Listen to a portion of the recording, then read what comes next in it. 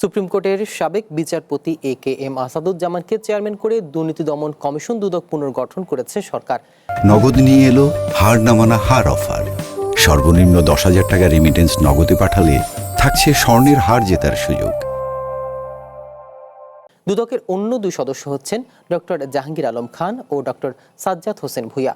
সোমবার রাষ্ট্রপতির আদেশক্রমে মন্ত্রিপরিষদ সচিব নাসিমুল গনি স্বাক্ষরিত এক প্রজ্ঞাপনে এই তথ্য জানানো হয়। গত ফেব্রুয়ারিতে দুদকের চেয়ারম্যান সহ 3 সদস্য পদত্যাগ করলে নতুন কমিটি গঠনের জন্য একটি সার্চ কমিটি গঠন করা হয়। গত 2রা জুলাই দুদকের চেয়ারম্যান ও কমিশনার পদে নিয়োগের জন্য আগ্রহী প্রার্থীদের কাছ থেকে জীবন বৃত্তান্ত আহ্বান করে মন্ত্রিপরিষদ।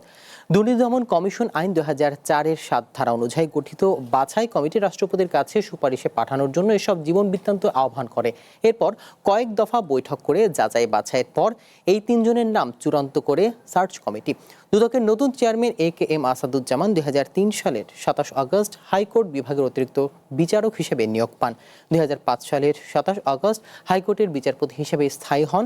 গত বছরের 25 মার্চ আপিল বিভাগের বিচারপতি হিসেবে শপথ নেন আসাদুজ্জামান। গত 28 ফেব্রুয়ারি অবসরে যান তিনি।